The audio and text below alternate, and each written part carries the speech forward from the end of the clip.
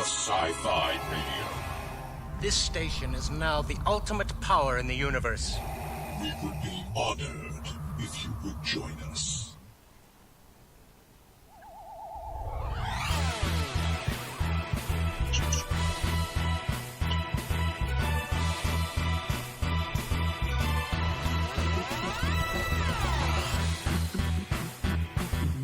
Good evening, everybody. It is another Thursday night, which means another Docking Bay 94, Season 12, Episode 6. Season 12 is nuts.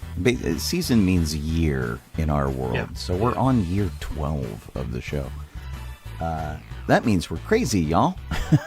That's for sure. Jeff is phoning it in today. Literally, he's in on Zoom because Colleen has been sick all week. And I'm still potentially contagious. But hopefully not, because I'm testing negative, so... Yeah, it was bad. So Colleen actually managed to pick up COVID from costume college, I guess. Woohoo! Total bummer. Makes me very sad. I've been on the couch all week. Makes him sad because he has to sleep on the couch. There has been no hugging in this house. It's been really, really sad. But you're feeling better? I'm feeling better. Yeah. Awesome. Oh, good. I'm still a little bit tired, but yeah. Right on. Kelly is excited that she's the first to comment on Facebook. Sweet. Wow. I should. And Dawn is the first to comment on Twitch. I should open our chat and all, because YouTube has Alan. Well, my Yay! gosh. Alan is the first to post on YouTube. So we have a clean sweep of everybody. Right.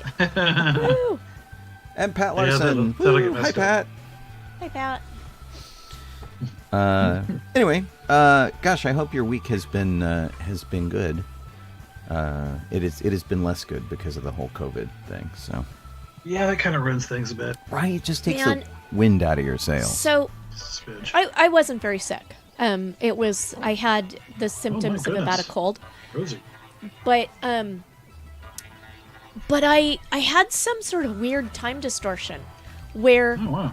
on Tuesday I actually ended up calling in sick to work because I took some Dayquil, and I don't know whether it was the COVID or the Dayquil, but I got really dizzy and couldn't sit behind my computer. So I sent a note to work and I said, I'm gonna just watch TV because I can't with this. And as a result, the day was really long for me. And on Wednesday or Tuesday, afternoon, I somehow decided after a nap in the middle of the day that it must be Wednesday. And so I spent the second half of Tuesday utterly convinced that it was Wednesday. Then when I got up on Wednesday, I was like, it's Thursday. Oh, wow. Jeez. What It day was is it? really weird. Yeah. That is weird. Hey, Sam. Hey, Lori. Yeah.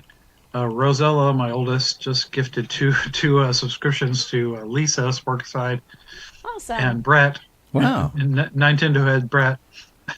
Well, and So it was awful nice of it. she must come into some money or something, because she also just helped the Muppet car.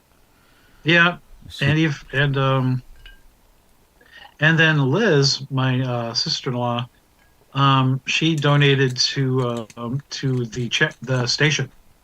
Wow. Oh, nice. Yeah.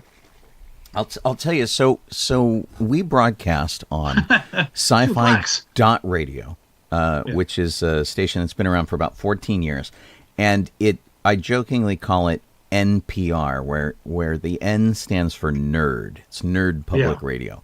And they play music from anime, from video games, from movies, from Filkers, Weird Al Yankovic, and Dr. Demento kind of stuff, all sorts of fun stuff.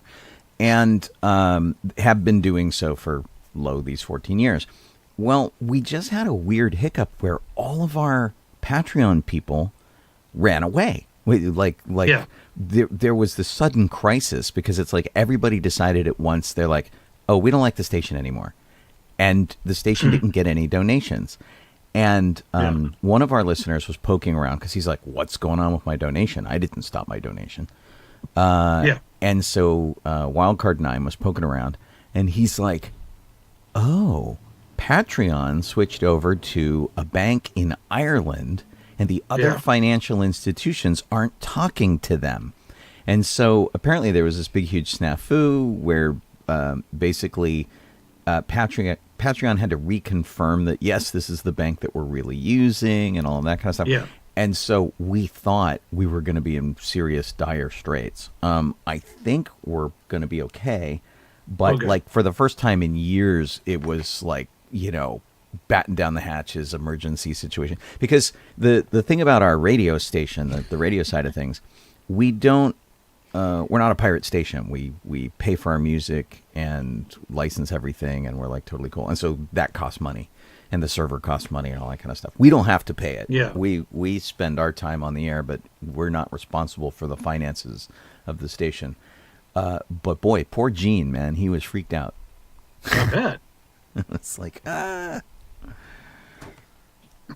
So, yeah, but yeah, we're doing better than we thought we were doing. Okay, good. Yay. I was like, holy crap. Beyond hearing us on the radio, you could be watching us on YouTube or Facebook or Twitch or wherever, and we're glad to wherever you guys happen to be. Rosella said she did come into some money. Uh-huh. She won $2 from the Powerball. Wow. Hey, right on. So now she can pay the paperboy now. That's more. That's awesome, right. Jeff. Colleen got it. That's more than I won, Rosella. So. Yeah, that's because you don't play, Colleen. Right. That's the key. I have to admit that sometimes the amount gets up there, and I'm like, ooh, I should, just go buy a ticket. I mean, it's worth it to spend $1 just as the entertainment value of, what would I do if I became a multimillionaire overnight? Right. And this is sort of the dream factor of it. Yeah. Which is very cool. Yeah. But yeah, it's a tricky thing. My mom has insisted for years that she has a system, and I don't know if she really has a system or not. I mean, she should have won by now. Well, that's what I'm thinking. Because it's been like forever, and I'm like, you haven't won anything, so I don't think her system's any good. It's like I got a system too. It's buying a ticket and crossing my fingers. That's what I do. But my mom has like spreadsheets and stuff. And I'm like, if there was a system, someone would have figured it out by now. Yeah, I mean, there's just numbers, and you hope that you have the odds in your favor, and there you go. Right.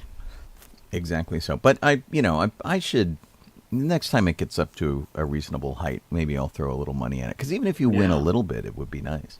I mean, even if you win $1 million, that's better than anything else. That's like, because you get like half of that, Right. Yeah. So. Just enough to put you in a new tax bracket.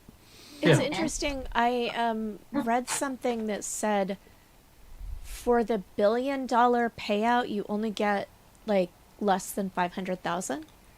No, that can't be right. No, that can't be right. You're right, because that's 500 million maybe.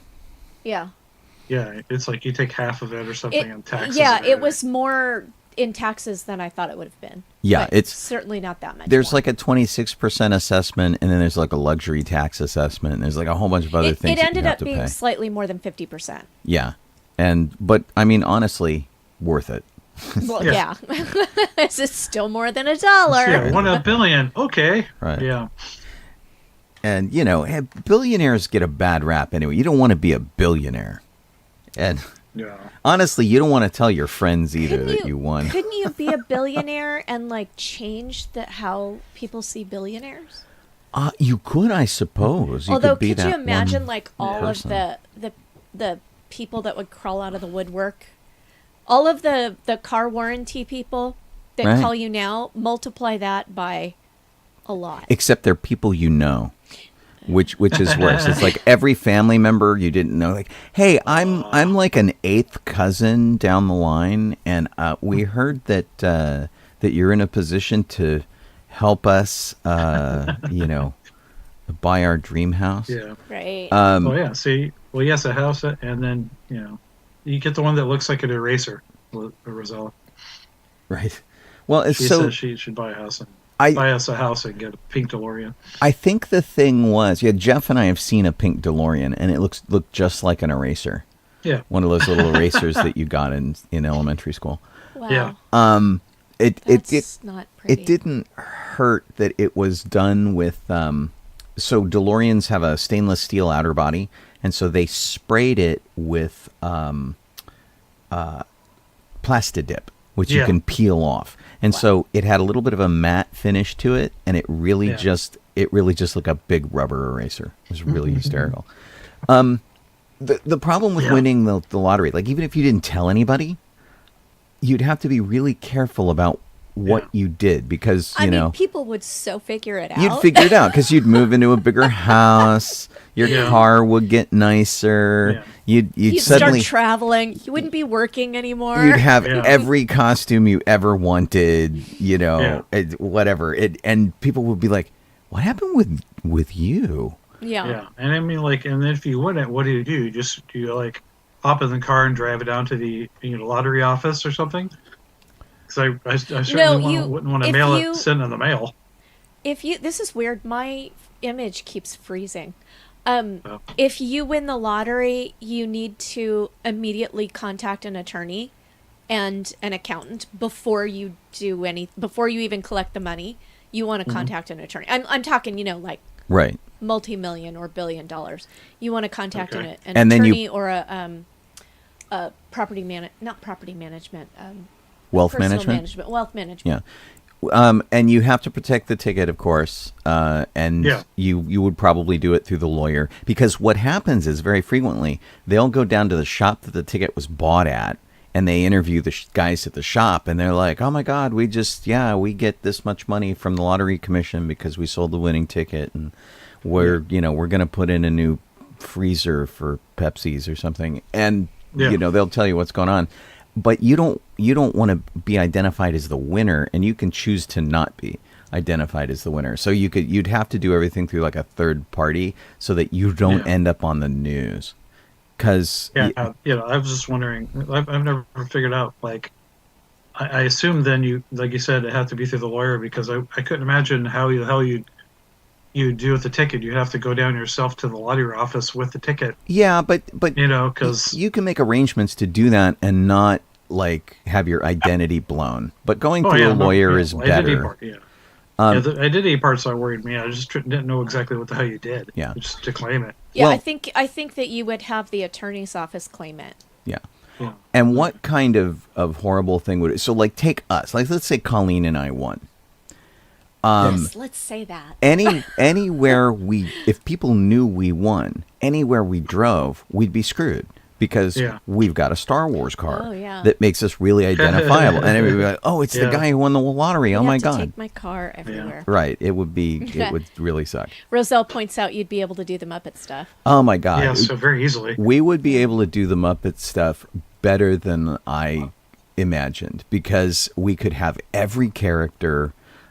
The car, I'll tell you what, let's say we're blue skying this whole thing. If you don't know what the Muppet Car Project is, you haven't been paying attention, honestly. I mean, come on. Yeah, the Muppet Project is us buying a Muppet car, going to events and working the Muppets out the car as like a little mobile Muppet theater, and then having a puppet workshop in the back where kids can do Muppets and they can play with them too. Yeah. And schools and libraries, everything we do with Star Wars, but with Muppets. Yeah. And I'll tell you, we're looking at these 1950, 1951 Studebakers that are like 70-something years old, right?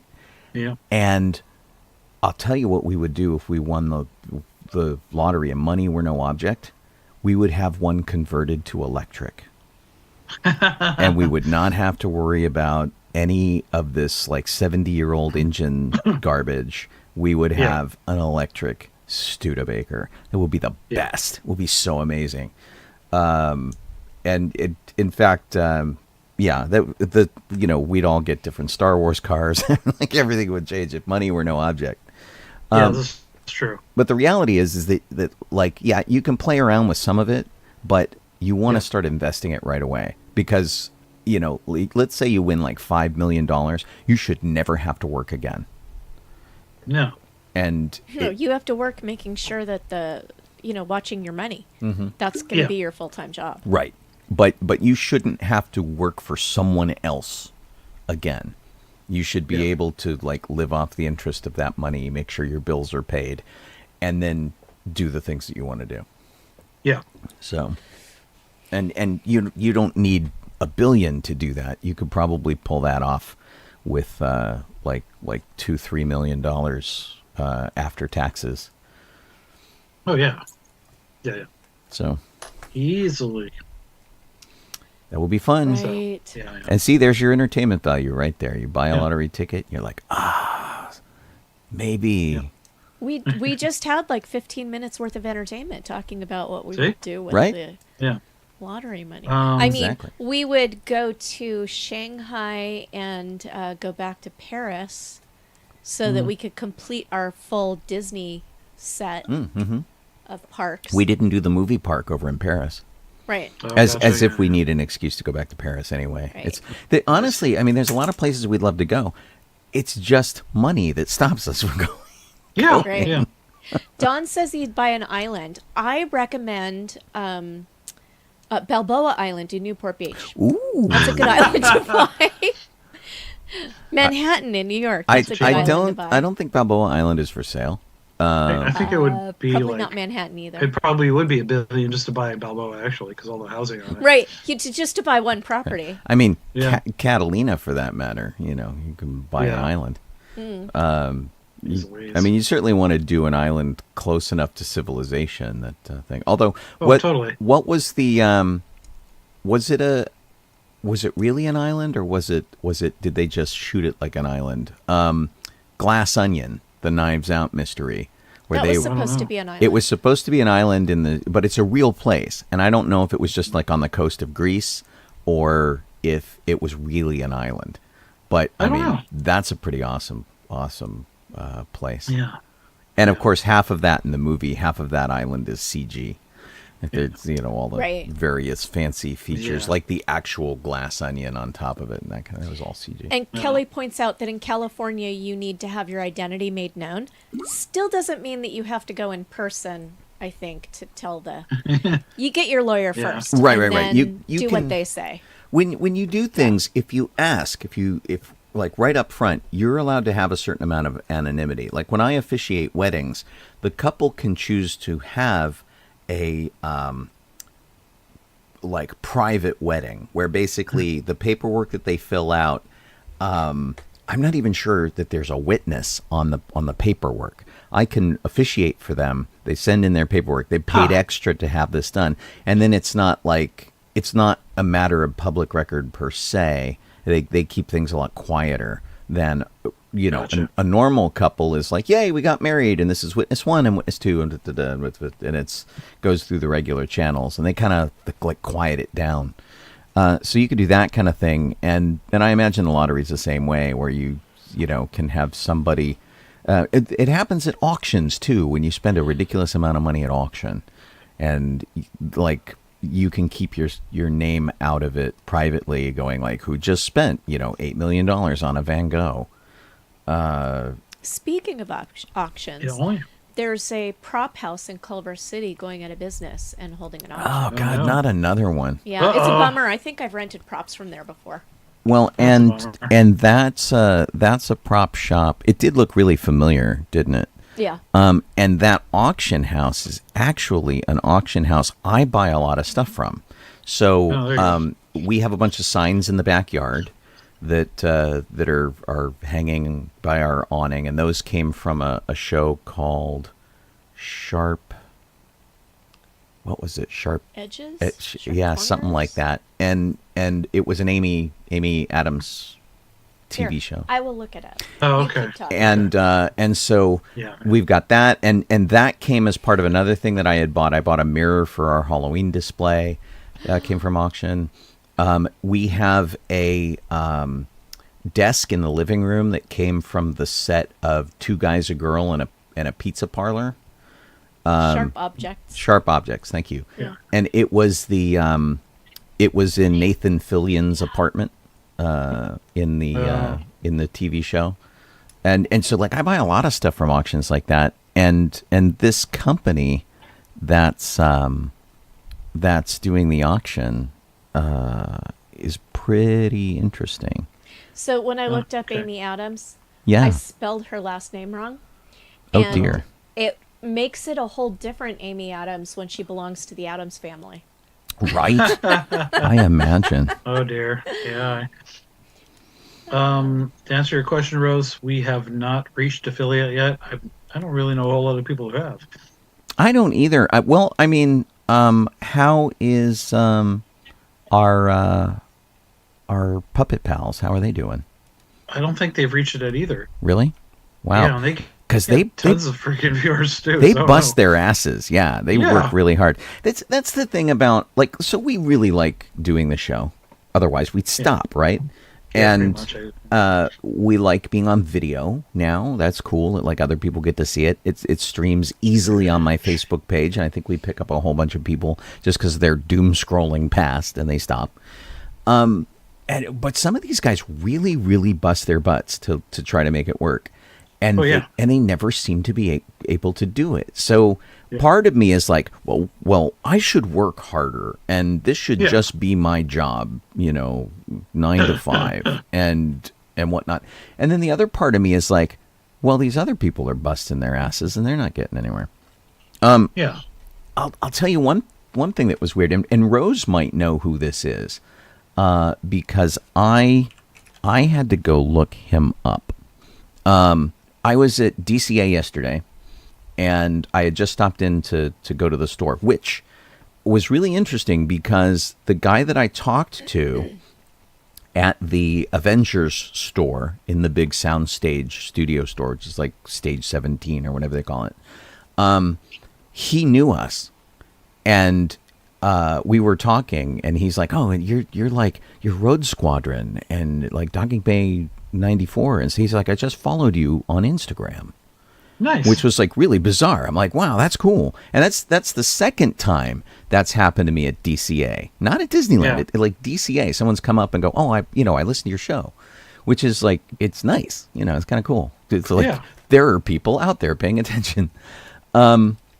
So I'm on my way out, and there's a plaid. And if you guys don't know what a plaid is, they are the ambassadors for the theme parks at Disneyland or California Adventure. They wear a plaid vest, and they are tour guides. They are chaperones of sorts. They keep track of celebrities. You can buy a tour, and they will show you around on the tour.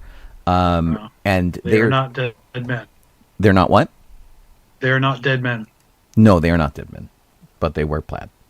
And some of them are women. So in this case, we're on our way out, and this guy is asking me about my lightsaber walking stick. And so we're talking about it a little as we make our way to the exit. And we get right before the exit, and someone jumps up. And people have been trying to take selfies with this guy the whole time we've been walking. And I'm like, I have no idea who this dude is.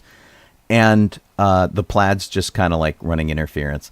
And we get by the entrance to DCA to leave the park, and somebody's like, "James, can I have a selfie with you?" And he's like, "Yeah, okay, sure." And so a woman comes up, like, takes a selfie, and then a whole bunch of people there realize he's there, and it's like the Beatles or Elvis. There's this screaming and going nuts, and I'm like, who is this dude? He's not like he's not in like One Direction. He's not like a band guy. He doesn't really have that vibe. I don't even know who this dude is. So I continue to help run interference to get him out the gate, for which the plaid is kind of thankful, because I've got a lightsaber basically, which lets me do a little bit of crowd control. And we walk out, and I say bye to this dude and start walking away, and this girl next to me is just like right on the phone. She's like, "Oh my God, I just saw James," and da da da da da. She's off and off and off. And so I stopped and I turned. I said, "You got to tell me, who is this guy?" I'm like, "No, it's just like, it's James Charles, don't you know?" And I'm like, "Sorry, I'm too old. I do not know." So I have to go look him up, and it turns out that he's a YouTuber that does Brazil does know makeup tutorials.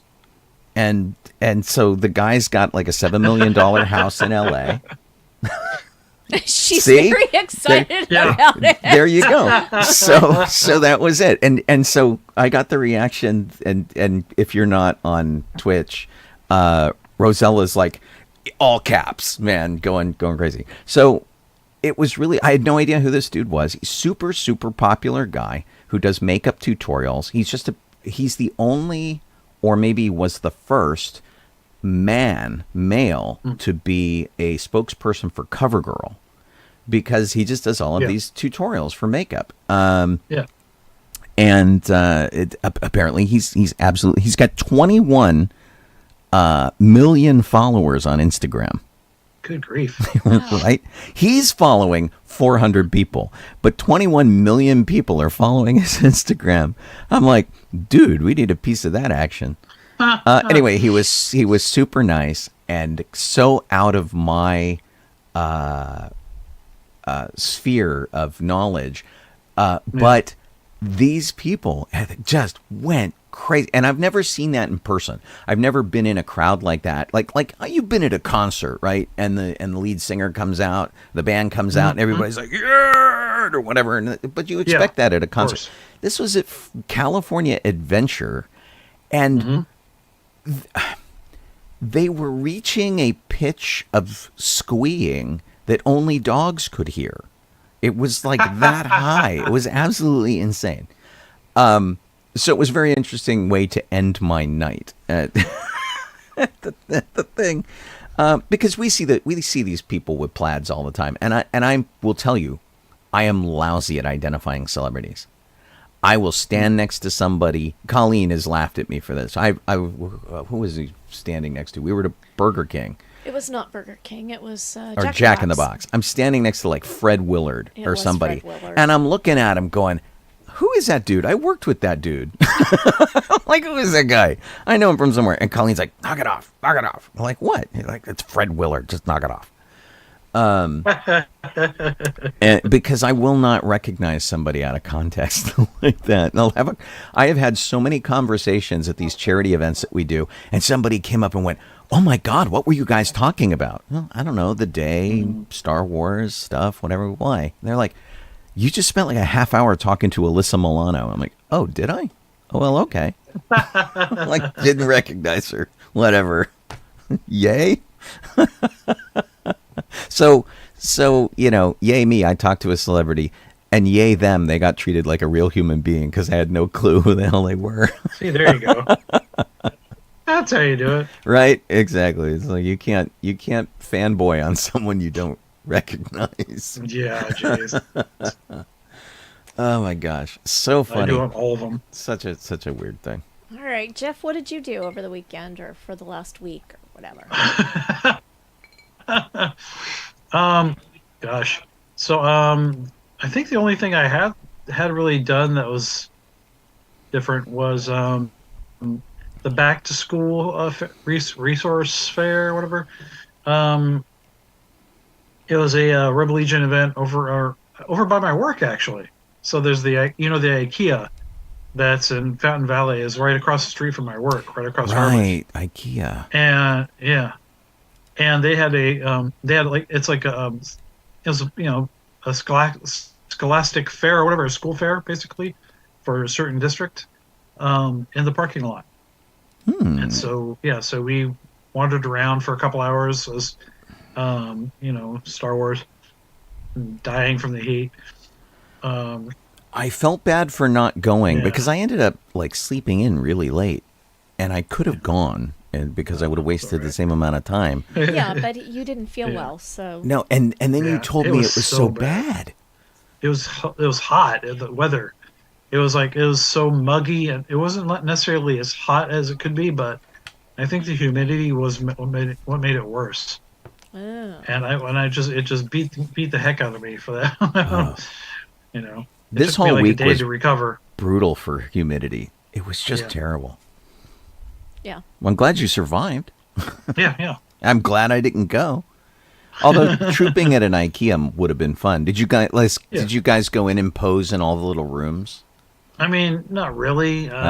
We probably could have, but I was done by the time. I was like, okay, I want to get out of this costume. Didn't go get meatballs and.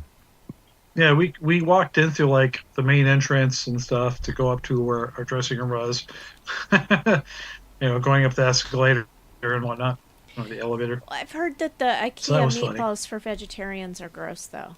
Really? No idea. Oh. I asked some people, and they're like, "No, don't do that. They're That's not disappointing. good." I don't think I've even had them yet. I mean, every time, whenever I've gone there, like, oh, I wouldn't have any of those right now. Okay. Yeah, well, I'll have potatoes then. Yeah, I my understanding. Let me know if you try them and you're wrong, or if any of the listeners are like, "No, these vegetarian meatballs are amazing." They do not taste nearly as good as the ones at Galaxy's Edge and Disney. Yeah. I mean, it might. I don't know. There's Michael this Saturday morning. I don't know. That's what I heard, but I don't have to find out. So I don't know if we'll be having meatballs at that time of day. Right. Right. Yeah, meatballs are not good for breakfast. Yeah. They could be. I don't know why Americans are so hung up on having breakfast food. Like, I think other countries don't have breakfast food as much. They just have food. It depends. Right. Yeah, it depends on the country. Yeah. Well, I mean, we have staples. We do like the eggs and bacon and sausage. But not liking to have eggs and bacon and sausage for dinner. Why not? Yeah. Oh no, I think that's perfectly fine. I've had that all the time. Yeah. Yeah. And truth be told, I mean, I'm sure I've had meatballs for breakfast. I mean, I've eaten pie for breakfast. So, whatever. I mean, I know like one of the things like in Japan, I think in Japan they have like a plum in the morning. It's like it's a plum? it's somewhat sour. It's supposed to clear your palate. I've been eating all summer. I was eating like a peach for breakfast or a nectarine for breakfast. They were really good. We had pumpkin spice donuts this week. Those are at Krispy Kreme.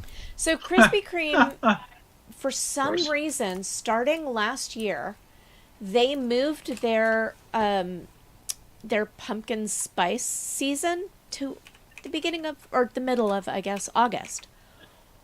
I don't know what's with that, because last year when they did it, I was like, oh, okay, well, we'll go and get them later, because clearly they're just extending the season so they can sell more. I don't know how it is this year. Last year, they were only available for 2 weeks. It was really brutal, and I'm actually looking that up right now. I couldn't figure it out this year. You can get them in grocery stores now, like Kroger / the pumpkin Ralph's. or just the pumpkin plain? spice. Oh, okay. Yeah, pumpkin spice. So of pumpkin spice donuts I've ever had, the ones at Krispy Kreme, the cake pumpkin spice, are actually the best. Yeah. And so regardless of... I like the raised ones too, though. Of status. The raised ones weren't bad, but I prefer the cake ones for pumpkin. You're right. They are better.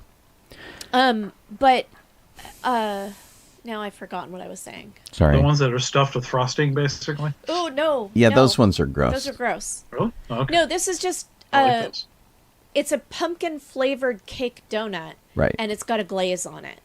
Oh, like cake consistency. Yeah. Okay. But they do really fancy ones with icing and stuff, and they're not as good. Yeah. So here's the disclaimer at the bottom of the pumpkin spice page at Krispy Kreme. Yeah. Pumpkin spice products available 8/7/2023, which was like Monday. Yeah. Through 10/8/2023.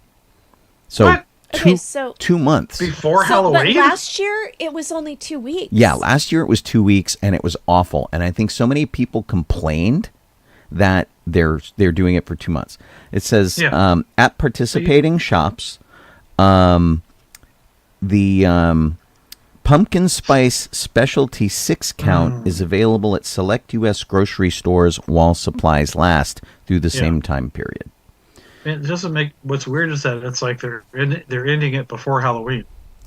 Well, I can see It that. makes a lot of sense. I would think they'd just start it later. And end What it on Halloween. really surprises me is that they're not doing it through November during Thanksgiving when pumpkin spice should really be the thing, because that's when you have pumpkin pie.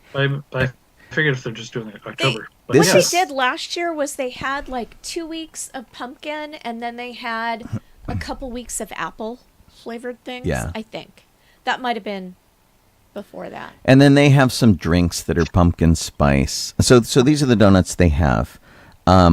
Pumpkin spice maple pecan, which has like pecans on top of it and maple icing with a pumpkin donut.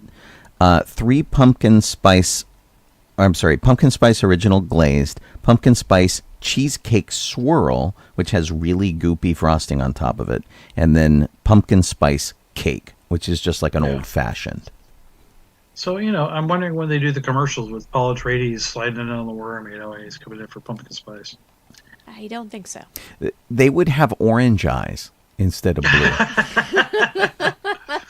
That'd be so It awesome. would be really great. Somebody's got to do that as a parody. That would be really pretty funny especially if you could take, footage from Dune and just like, coming in on the desert in the worm, and there's just like a Krispy Kreme sign sticking out of the sand,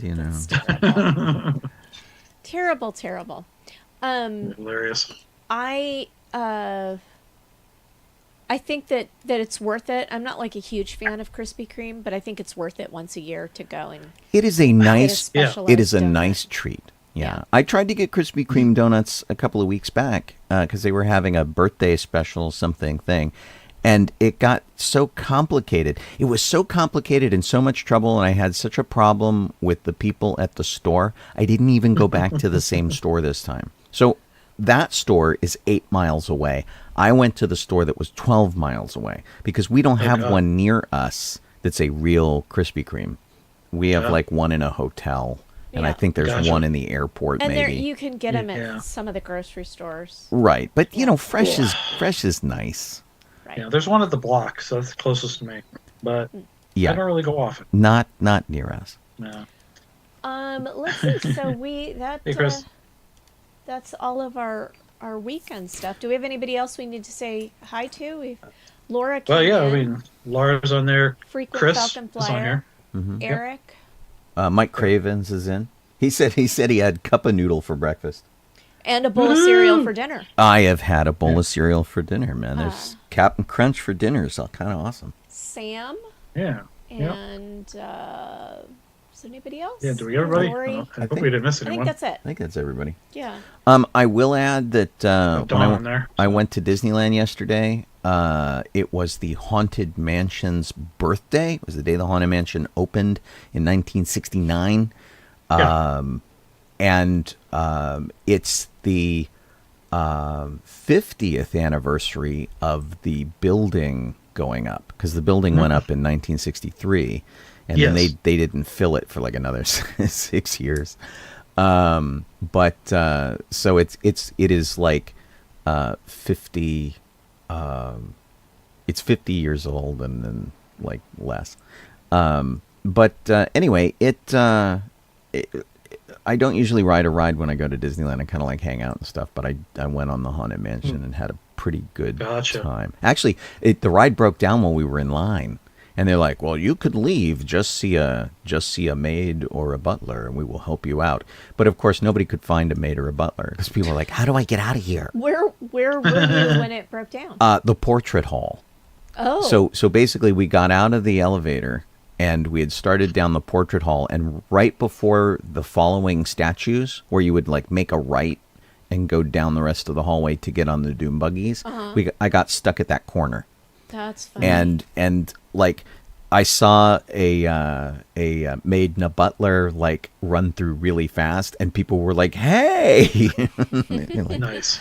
yeah, it was Oh, pretty my funny. goodness. And then Ah! it was only like about 10 minutes. And you know me, I mean, anytime the ride breaks down, I'm taking pictures, baby.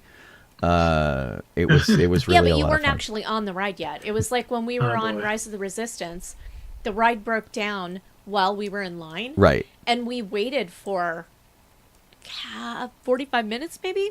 Did we wait that long? It was pretty long. It was pretty long. And then we gave up. And it turned Right. out that the ride did not go back up until much later in the day, so we wouldn't have. Gotcha.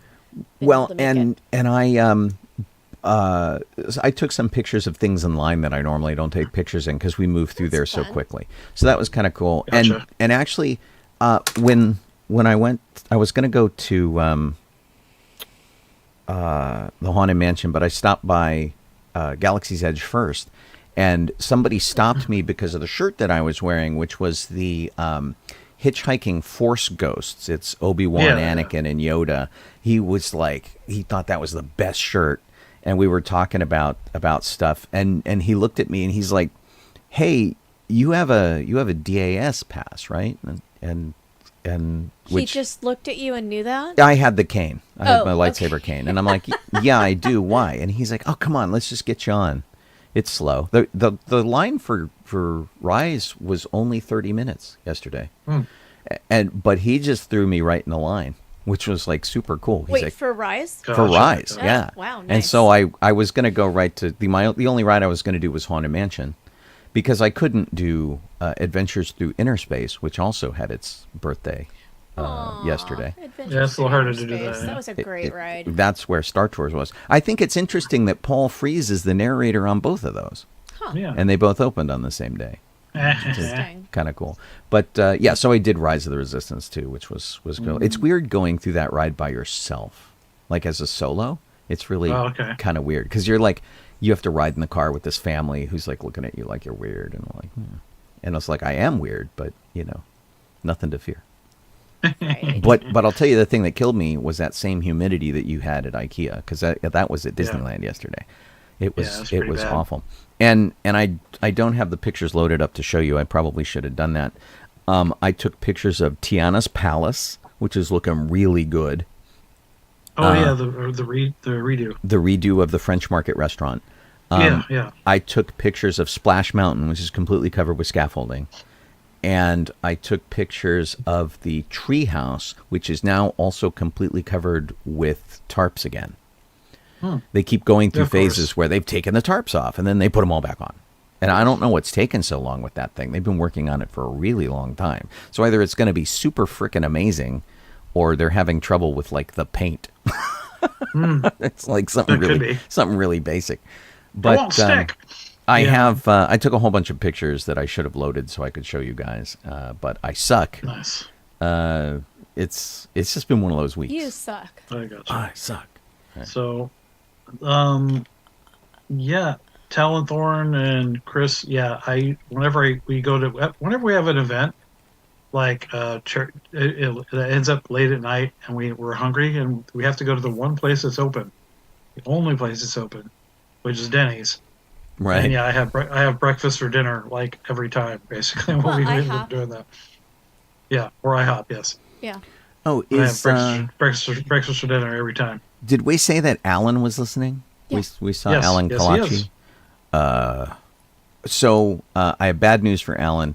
I couldn't get him the Hatbox Ghost sippers. They ran out. Aww. Finally. So I'll keep looking, and if I find them, I'll let you know. But they were out. They still had the train popcorn buckets, but they were all out of Hatbox Ghosts. So, oh man, bummer. Yeah, I talked to him on the way to Disneyland, and he's like, "Hey, if they have those, grab me too." And I'm like, "Oh, and it is also, I think, it's Snoopy's birthday, so at Knott's Berry Farm. At Knott's, yeah. How does one celebrate Snoopy's birthday? I imagine that it's just a lot of meet and greets and special foods and stuff of the day. Okay. Huh. There might be some sort of merchandise. I don't know because I wasn't there, so I didn't research or anything. Rose said that it's his B-Day, and I know that they do something special every year. Right. I absolutely love Snoopy and have since I was a little kid. Special outfit. I have always thought that Snoopy's connection to Knott's Berry Farm was really weird. Well, they needed a hook. Yeah, they needed like a yeah. mascot, and the Berry Tales guys weren't really doing it, I guess. So I mean, but the Camp Snoopy thing is pretty inspired. Oh yeah, and it's like in the Mall of America or something, right? But they give out buttons and such and whatever. But there's a ride in Camp Snoopy that they had two rides in Camp Snoopy that they recently took out. And one of them is a coaster that they had. Oh, and yeah? the other is like a sort of a bouncing bus ride or something like that. I can't remember which one it is, but they're right next to each other. They took them out. Well, they must have And plans to put something cool in there. yeah, so in I think it's called Kings Island, which is another Cedar Fair park. Yeah. They're putting a coaster ride in um, called Snoopy's Soapbox Racers, Interesting. and I'm wondering if we might get that.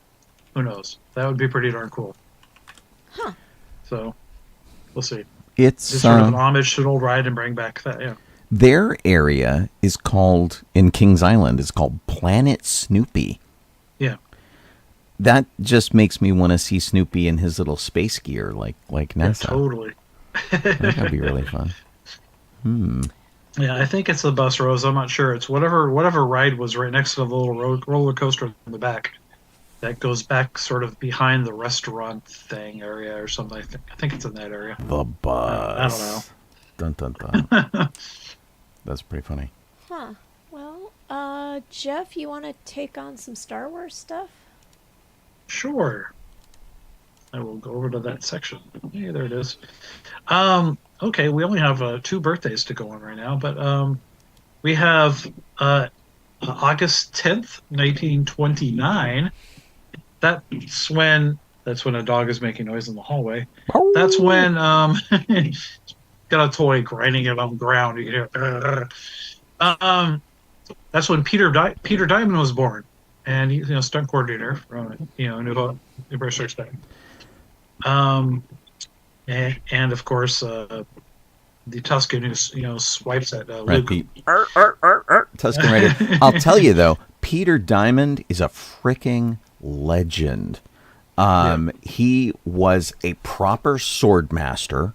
So I know that when you look at the prequels, you're like, oh, look at all the cool things they're doing with swords in that. But Vader and Obi-Wan and then Luke were all using, real sword tactics when they were fighting. It just wasn't as like spinny as the prequels were. So a lot of people are like, oh, well, that sucks in comparison. But actually, he was absolutely amazing. He did the stunts and swordsmanship for Highlander, the movie Highlander. Okay. Which was great. He was one of the guys who trained Christopher Reeve for Superman. He's just nice. All sorts of stuff. And he's got a credit list that's like a couple of hundred movies because he's just phenomenal. And gosh, is he still... he passed away because we're talking about him. We never talk about the people who are still alive. But look him up on IMDb sometime. He's just got an incredible list of a lot of movies that you like. He's like, he did the Mask of Zorro, lots and lots and lots of really cool stuff. And if there was a sword in it, he did it. Between him and Bob Anderson. Did he do The Princess Bride too? Or was that just Bob Anderson? I don't know. Princess, I don't know. He could have. Right? I'm looking. Excuse me. But he was a stunt coordinator on The Princess Bride. So that amazing freaking sword fight in The Princess Bride, that's Peter Diamond. Gotcha. Wow. Nice. Yeah, just an amazing guy. Man. Who's our next dude? Our next person is August 4th, 1948. That's when Ian Liston was born. He played Wes Jansen and an AT gunner in ESP, so it's like, nice shot, Jansen! And, as they're swinging around to get the You would the cable. never know he was an AT-AT driver. Yeah, totally.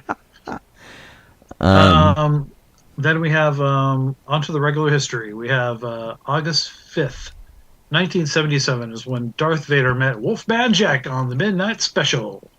Wow. I wonder who... I'm going to have to look that up because I wonder who was playing Darth Vader. I mean, it's probably the same guy, that they had him do all the little public appearances. Right, but remember... Like a prop guy or something. Remember when Darth Vader was on the Donnie and Marie show? So Vader was on the Donnie and Marie show along with Yeah. Stormtroopers and C-3PO and R2 and stuff. Donnie and Marie were playing Luke and Leia, which only got really awkward when we found out she was his sister. But hey, I mean, it works though. they were precursor to that. In the It long was run. like Donnie and Marie were brother and sister. Luke and Leia were brother and sister. But the and Chris Christopherson was Han Solo, which was even funnier. But Thurl Ravenscroft was the voice of Darth Vader, and Nice. I wonder if that's what they did for that. So I'm gonna have to find out because I really want to know. Yeah, I wonder. I mean, if it's the same guy who they sent out to do a lot of like Darth Vader sightings and stuff. He was like, "Hey, you're the right size." The Let's stuck it on him. they took down the article or the video that was there that was up on YouTube. But Wired magazine says Darth Vader meets Wolfman Jack. Apparently, Darth Vader was kicked in the crotch before the interview. So I'm guessing crap. whoever did the Darth Vader voice was a little higher pitched than Darth Vader usually is. Oh dear. That's really funny. All right, this is going to take a little research because I really need to know the answer to this. Oh man. Something about lack of faith disturbing in a high pitched voice. Next is August 9th, the year 2000. That's when Star Wars Union was published on paperback. I And, didn't even read that. And I don't even remember what the hell Star Wars Union is. To be honest, I pulled. I have no idea. Oh, it's a book. It's I mean, it's a book, obviously. Yeah, it looks like it's several authors, so it's probably a crap load of short stories about Han and Leia getting married. Interesting. Oh wait, no, so it is not a book. Okay, here we go. Doy. It was the first issue of a four issue comic series. Ah, okay. Yeah, and That it's, was it's not Han and Leia. It's Mara Jade and Luke. Oh, it's when the stormtroopers went on strike and tried to unionize. That was it. Star Yeah. Wars Yeah. Union. Yeah.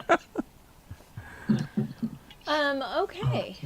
And did I get them all? Oh, I got one more. One more. Yeah.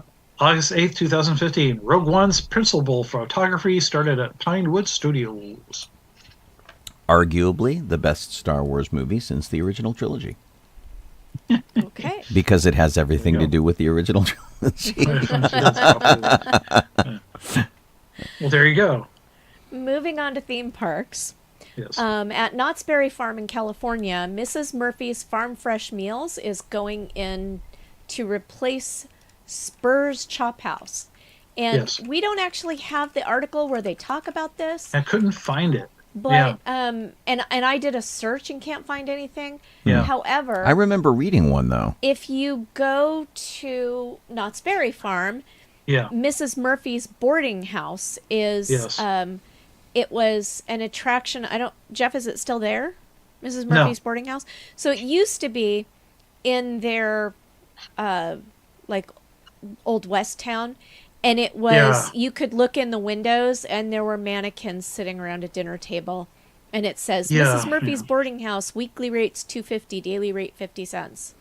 Fish on I Friday. think it is. I think where it was located, was probably where they put together this fancy new bathroom and area and the mystery lodge and such. I think it was over that area Oh, where it okay. would have been. I think it's gone now. It says that it's largely like sliders. They had the Scary Farm buffet. Okay, wait. If it's sliders, then it's hardly farm fresh meals. No, this is the Well, that's old. the This is the Spurs. old one. This is the Oh, Chop the Chop House. House. First. Okay. Yeah, Right. Yeah, Mrs. Murphy's is not open yet. No. Right. Right. And at the Boysenberry Festival, they had food there. People said Yeah. that they were eating like beefy kind of stuff. It says this. It says, "Don't let the classy and upscale exterior fool you. This is a buffet." And the ambiance it's a is buffet. the ambience is straight up cavernous church hall. Yeah, yeah, it's kind of weird. So So I hope it. Yeah, I hope it gets a little. I hope they change it up with and redecorate the inside and make it look fit perfectly with well, and it Warriors. sounds like they're getting rid of. Oh my gosh, yeah, it looks like a wedding reception hall. Yeah. Oh, So I've been there in is- here. There I've is eaten a here before. a write-up of what Knott's used to be like, and it says what is currently the Halloween Haunt Museum. Is there currently a Halloween Haunt Museum, Jeff? It's where they would normally open it. Yeah. Okay. Yeah. Was once Mrs. Murphy's boarding house, and Oh, before okay. Yeah. that, it That's was what I the was trying to post figure out. office in Downey, California. It was Okay. moved there in 1952 and remodeled, Yeah. and some Okay. church. That came makes there. sense This- because I mean, so the building is still there, but yeah. Yeah, this says that Spur's Chop House was located way into Ghost Town. Ah. Yeah, it's across the way from the line for Ghost Rider. And in 1967, Mrs. Murphy's boarding house became the Calico Spice Shop. Yeah. And then it became So- Grandma Bott's Bonnets. Yeah. This And this place opened it's- in 2009, apparently. Spurs. Yeah. Yeah, The museum is sort of a here and there, gone. Sometimes there, sometimes not. I don't know if it's not something they have every year, because I've noticed that it's not open every single time that they have done haunt. So it's like an off and on. They felt like it, but I believe what they're going to be doing is there's a like it's like a Knott's Emporium that's outside next to like the candy shop and such, or it's by that area that you normally would get to from the outside of the park. You can just park somewhere and walk in. Well, they're closing it off and they're redoing the inside to be much like a museum in a way. It'd be like a sort of a whole history of the Not Scary Farm, and with merchandise and such you can only buy there, and you can only get there from inside the park. Yeah. Well, cool. Yeah, it looked pretty cool. I had to find articles on that, but it was more along the lines. They did a whole apparently at Midsummer Scream, one of the panels they did, which I saw after the fact on video. Uh-huh. They talked about it. Yeah. Ah. Yeah. Okay, are we gonna do the top of the? I guess it's early for the top. we of got the a couple of minutes. Yeah. Let me see. California, more Halloween fun is coming to Goofy's Kitchen at the Disneyland Hotel. Basically, Woo! they're doing a Halloween character breakfast with Goofy. Okay. And in Ohio, Cedar Point's Magnum XL 200, which is a roller coaster, froze at the top of a 205-foot drop. Wow. Oh boy. Yeah, it's better than the people who were hanging upside down for Yeah, 3 geez. hours or whatever ridiculousness that was. But still, not super fun. Oh boy. Not really. Oh. Yeah. That's weird. That's my computer. Because Okay. you're on Zoom, you're getting all of the The weird noises. the various stuff. Okay. But I'll tell you though, Disneyland is already going full Halloween. The Disney Showcase, which is their seasonal store at the foot of Main Street, across from the train depot, and by the hub there where the flagpole is, that store has 2 rooms. One is Nightmare Before Christmas, and the second one is all Halloween. There is so much orange in that place. It's absolutely nuts. And Okay. I'm like, I'm trying to see if I can call up a picture for you guys. I plugged my phone in. Oh yeah, this'll do. So here, let me switch over here. There we go.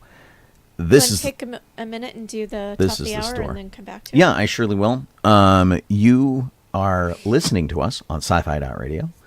Sci-Fi for your Wi-Fi. It's got nerd stuff 24/7. You can go to Sci-Fi.radio and look up the webpage, which has all sorts of news and reviews and things. Feel free to check that out as you like. And our entire schedule, which shows you what we're doing for 24/7 for the rest of the week. You could also be watching us on Facebook or on YouTube or on Twitch. Any way to like or follow or do whatever in there, let us know that you stopped by. We're very grateful for you doing that. Nice. I am Sean Obi-Shawn Crosby. This is just a little Donoho. I'm Colleen Kaylee Crosby. Kit Boba-Kit Sovine does our show control document and social media, and she's working tonight. But hey, thanks for being here for you guys. I'm glad to Yeah, glad to this have is something. you. Yeah, this is a lot of Jeez. or Halloween, a lot of orange stuff. Wow. Oh man. Oh, hey, Liz is on here. I put a link to if anyone wants to see what I was talking about for themselves about the Knott's Berry Farm thing, the Emporium. I put a link in the showing the chat that's going on Facebook and on the Twitch chat, so I can see that is so they can see there. Okay. I was trying to get at these. Car you're showing us, Sean. Yeah, well, so the problem is running pictures off of my phone. I have to guess what they are because they're not showing me there, and I can't seem to flip through them for some reason. So I had completely ended up with the Halloween thing. I blundered into one of the pictures, and I can't find the rest of the pictures of the store. I took pictures from every angle. Bummer. And I just keep finding different events. So, well, the one picture was pretty darn cool. Though. Yeah, it's tedious. The technology never exactly works the way. Those aren't by date? They are by date, but I see. Because you went to August 1st. That's why. Sorry. Instead of August 9th. Yeah. Rose just posted that the Halloween boutique for Rogers Gardens will be opening on September 1st. Oh, yeah. Actually, I love going to Rogers Gardens and looking at their Halloween display. Rogers Gardens is just a big garden store, and they have a really great Halloween display every year, and it's a fun little, getaway when you can't get away. Yeah. You go I just wonder what the theme is this year. So, one year was Harry Potter. I'm wondering what they're doing this year. Yeah, I don't know. Yeah, see, the problem with my phone thing is that everything's all mixed up. They're not in a reasonable date order for some reason. Rude. Gotcha. Yeah, and I don't know why that is. I've got our anniversary mixed in with stuff that I took yesterday. Okay. So for Rogers Garden, it's opening Friday, September 1st, the Halloween boutique. And 2022 was Nightmare. Yes. And Halloween.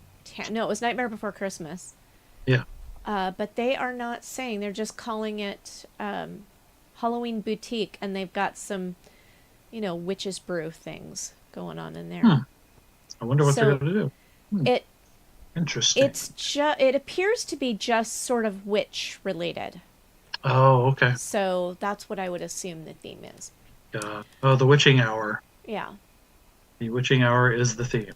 Oh, I see. You're right. Wow. I passed that right by.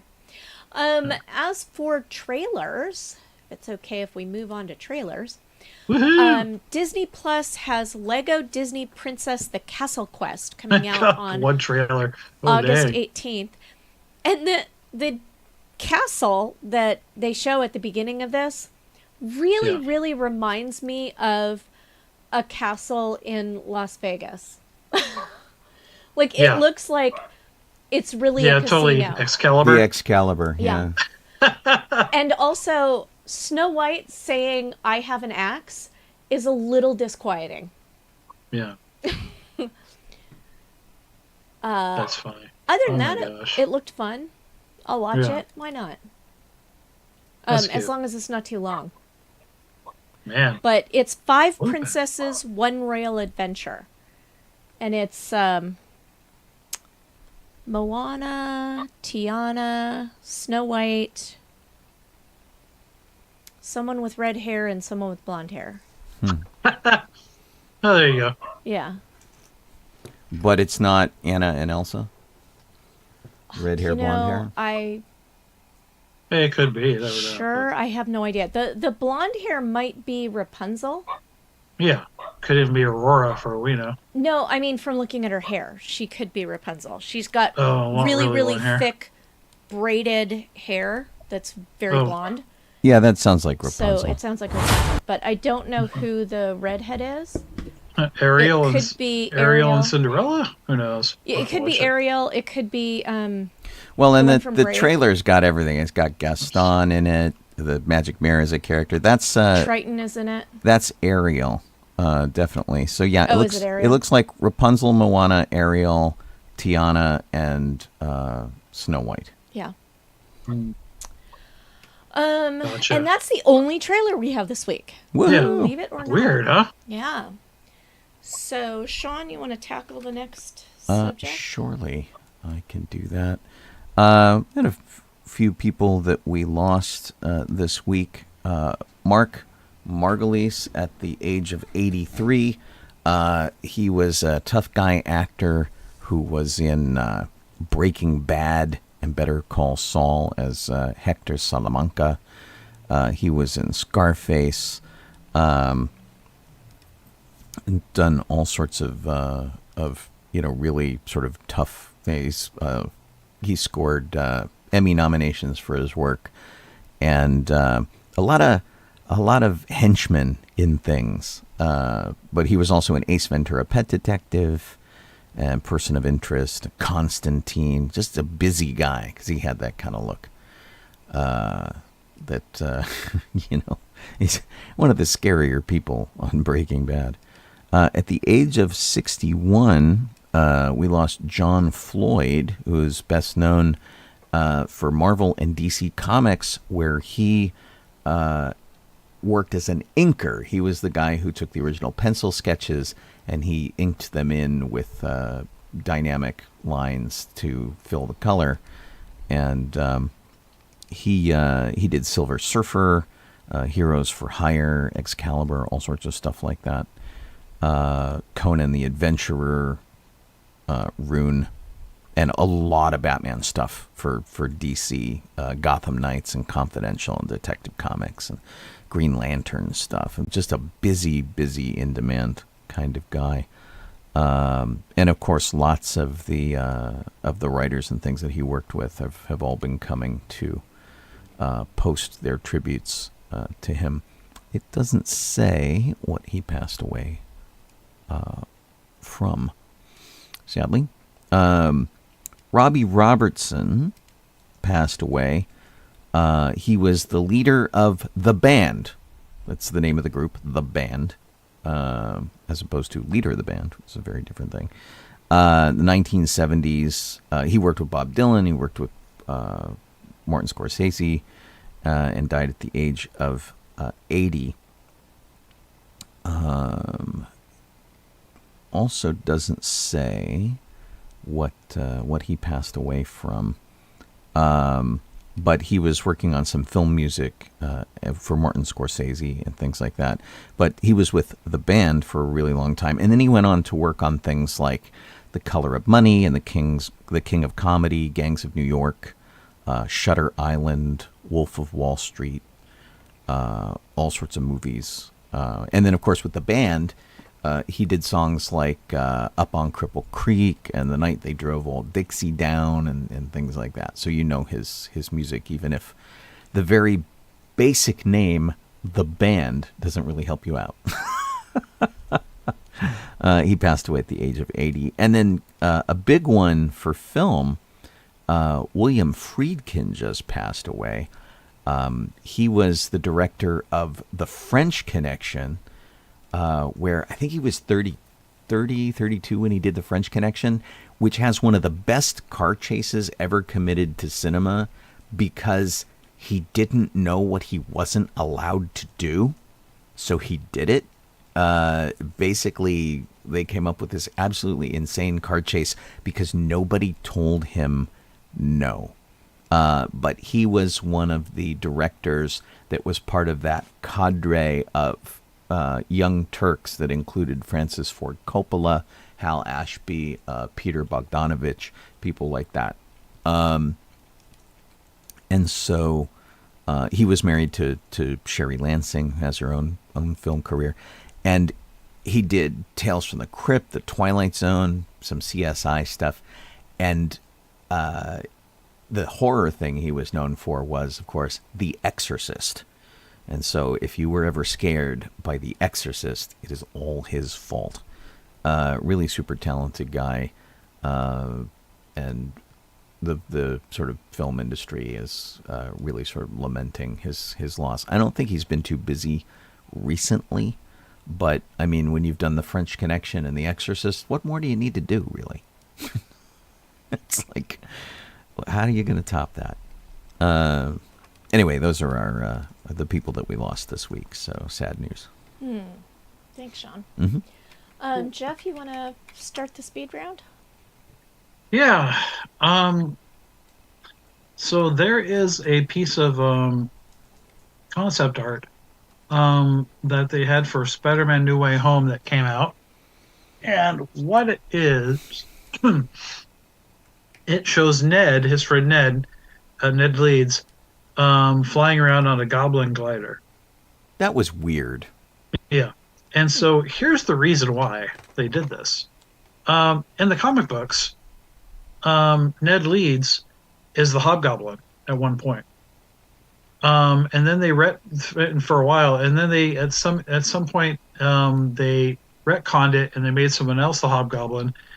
And then Ned Leeds had character dies and he's resurrected again, whatever, and then eventually becomes the Hobgoblin, like in 2022 issues of something, pretty much later. But yeah, so that's why they gave him that's why they had the thing going on with the glider, like toying with the idea that. Like with that as a joke, probably more of a joke than it would be, because of how his character is in the films. Yeah, not really something that I could see happening at all. I love the comment from the actor who's like, "I would go bad." He's like, "I would be a villain." He was like pretty gung ho to jump in on that. Yeah. Well, Sean, do you want to go ahead? Sure. Whoops, that's not the right document. I have to find the right document. Here we go. So, of course, SAG is on strike right now. They started in solidarity with the Writers Guild of America. And the Writers Guild had been on strike for more than 100 days. It's been going on for a while. And SAG was there in solidarity. We voted to strike and are striking. I say we, but I have yet to go down there and pick up a sign. I probably ought to. Because I'm so close to Sony Studios. Make it real easy. Do you think they'd be mad if I went in a Ghostbusters costume? The Hollywood Reporter reported that Zach Levy says that some comments that he made about the strike were taken out of context because he has a video that's making the rounds that says he thought the strike was dumb, is what it looks like he's saying. And so he's kind of rolled that back. He says, look, that was an offhand remark. It's been taken out of context. He's totally behind the WGA. He's totally behind SAG. As you would expect, all the actors to do it. He says, let me be very clear. I fully support my union, the WGA, and the strike. I'm an outspoken critic of the exploitative system that us artists are subject to work in since I started my journey in this business 25 years ago, and the strike is necessary. But he said that people can't forget the fans while they strike. So fans that spend their money and energy traveling far distances to talk with us about our work that means so much to them, we should be able to engage. So he's thinking about being able to like take pictures at conventions, have fan meetups and stuff like that, that a lot of the things, the lines are blurry on. And so like a lot of people are going to various conventions. I saw Richard Dreyfuss at a convention. Our friend, Jeff and I think both know him, Mike Quinn, who's one of the Muppet performers. He met up with Richard Dreyfuss at one of the events, which was really funny. But Gotcha. actors are just supposed to talk about themselves for now, and not about projects that they're working on, which is tough. Yeah. It's really tough. Richard Dreyfuss, I don't think he's got anything new coming out, so he's probably pretty safe. But Richard Amell, who was Arrow, he's Stephen Amell? yeah, he's having the same kind of issues. He's really bummed that he can't do convention stuff. So, you know, a lot of people who are like sci-fi actors and things, they feel really put out. And I kind of get it, but you know, it's tough. But the problem is this all ends up on social media. So like here's somebody's tweet, or I don't know what we call them now. It's not Twitter anymore, but They're exes. They're X's, right? Excrement. It says Stephen Amell crying about the SAG-AFTRA strike guidelines. Now we have Zach Levy, and there's video, which is the problem, because they're like, and basically they're saying it's dumb that I can't talk to my fans. They're not saying they don't want the strike. They just feel like they should be able to talk to their fans. I get it. I totally get it. I don't make the rules. It's tough. Yeah. It's really tough. I mean, you know, we had to double check to make sure I can do a show like this. Yeah. Even though, you know, to be fair, I don't do that much acting. I'm in SAG, but I don't do that much acting. There's an event that just came up for Rebel Legion and the 501st to go to see the first episodes of Ahsoka in a theater in Hollywood. And if you're a member of SAG, can't go. Out of luck. Sorry, boo. you lose.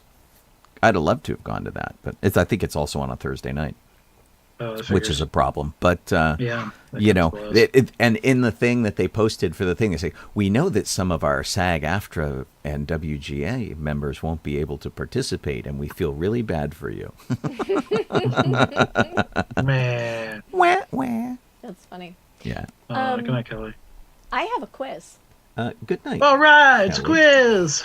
You have a quiz? Yeah. Okay. Woohoo. Surprising you with a quiz. See what I can do to fail. Here we go. Okay. Well, it's a very, I threw it together very, very quickly. Good night, Kelly. No quiz music, Sean? No. Because I surprised you with it. I didn't know it was coming. I Right, can't find the folder that because- has our music in it. Because I made it up while you guys, that's why I had you skip me. Because I was working on the quiz. Oh, well, see, that was sneaky. Okay, wait. Here we go. Wow. I got it. Ouch. I know it all, some kind of a Cool. whiz, got more answers than an almanac. Let's take a quiz.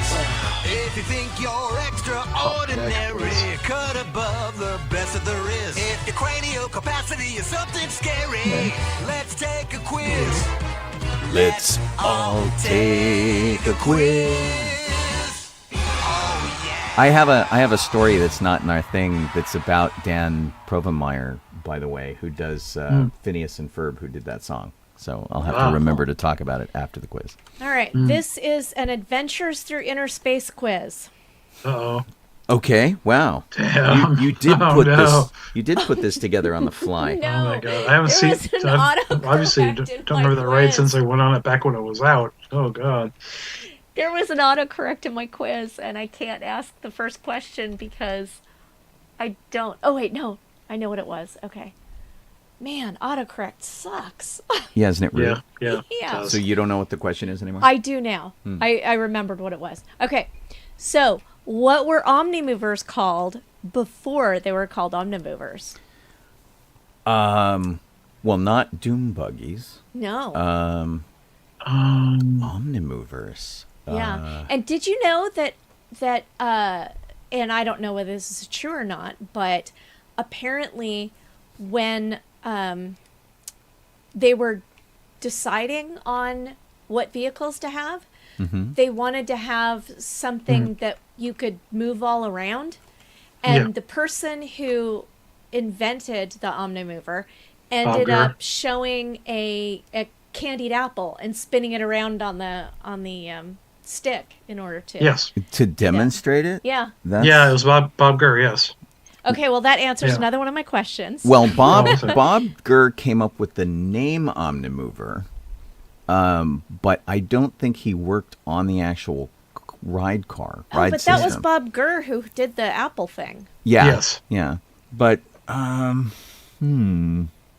mean, I can cheat and say that it's an Atommobile because Eric put it there.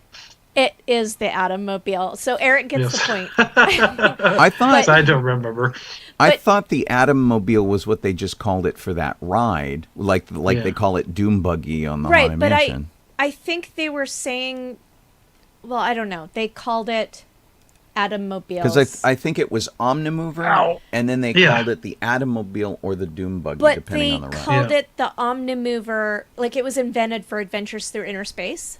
Yes. Because it was later used in the Haunted Mansion and other Disney park rides, and that's when it became the Omnimover, because it wasn't just going to be an Atomobile. Yeah, sort of based on the Ford motorway thing they had. Right. Yeah. Well, and the that ride car system was the thing that really made the Haunted Mansion gel, because they couldn't figure out how to get so many people through the Haunted Mansion to make it a reasonable attraction. I'm going to read the candied apple thing for you guys. Okay, great. Okay. Imagineer Bob Gurr first dreamed up the idea while brainstorming with Imagineer John Hench. John wanted to know why we couldn't tell a story by allowing the moving guests to go up and down steep hills and look in any direction, even behind them, Bob recalled. I casually picked up a toy it wasn't even a real candied apple, a toy candied apple on a stick from his desk, twirled it in the air and said, like this? Yeah, like that. The ride vehicles were dubbed Atommobiles, and the Omnimover system would later be used to transport guests through the Haunted Mansion and other Disney park favorites. So, so Sean might be right. It might not have actually been invented by Bob Gurr. Yeah, I think two other guys developed it. I can't think of their names. I'd have to look it up, and I don't want to ruin your quiz, but I'll look it up after the quiz. Yeah. When did Adventures Through Inner Space open? 1967. What day in 1967? God. Today. Nope. Or yesterday, sorry. Actually, it said 8/5/67. Oh, 8/5? Yeah. Oh. Okay. Who did the narration on the ride? Paul Frees. What other celebrity Disney voice could be heard on the ride? And celebrity was my word, so it's a Disney celebrity, not a celebrity. Is it the voice of Main Street? Bill Warner. What was his name? I'm going to get it wrong. That is not who I wrote down. Bill Warner might be involved, but since that wasn't someone I know. Okay. Ex Atencio was Chat Man number 2. He was what now? Chat Man 2. Number 2, okay. Yeah. Okay, now I can ask the question, who invented the Omnimover? And it was Roger E. Brogy. Oh, okay. Got it. According to the internet. And Burt Brendage. Right. So yeah, those are the two guys that I don't know their names, but those are the guys I'm thinking of. Yeah. That actually did it. And look, I'm not slighting Bob Gurr at all, because he's done amazing contributions. He invented so much stuff. So geez, you just have to be careful. Like we used to talk to George Barris all the time. George Barris created the Batmobile for the 1966 Batman. He also worked on Back to the Future, but you have to be careful, because George would assign himself creator status for a lot of stuff. He's like, well, when I created the Back to the Future car, it's like, actually, George, may I just say, this is actually an interesting description on Wikipedia. Somebody came up with a great description of it. When they were saying who invented it. The Omnimover system was created to provide a ride system capable of providing passengers with a motion picture type experience by controlling the line of sight. Yeah, I was Yeah. talking about that on my morning show when talking about the Haunted Mansion this morning, I think, where the neat thing about it is it aimed you where it wanted you to look. And that was... Much like the Beauty and the Beast ride at Yes. in Disney in Tokyo. And it was absolutely huge because basically by putting you in this sort of parabolic chair, you had no choice but to look forward, and by spinning you to go, look at this door, look at this hallway, look at this crypt, look at that was just amazing. Really super clever. Okay, this one's going to be too hard to get, but who scored 47 different pieces of music for the ride? Was it a standard Disney composer? It's not somebody I know. Not someone you. So it's not one of the Sherman brothers. No, it's not. Okay. Because I remember the song at the end. I mean, because I don't. That is another one of my questions. Right. What is the name of the iconic song? I mean, It's "Miracles Through Molecules." That's the name of the song. Erica's saying Buddy Baker. Go, Eric. Eric gets 2 Yeah, points. geez, Eric. Damn, Eric. Miracles from Molecules is correct, Sean. Okay. And Buddy Baker is correct, Eric. Miracles. Good from grief, And people. everybody, this is going to be like hands on your buzzers. Okay. What prop don't from know. inner space can you find in Star Tours? The mighty microscope. Yeah. Yes. I Correct. typed it incorrectly here, and I almost said you were wrong, but then I caught myself. I wrote mighty microphone. That's a completely different thing. Hey, babe, But I'll be they- back to pick you up later. Right. Okay, why did Imagineers or Disney develop a system called Envelope of Protection? Why did they? Envelope.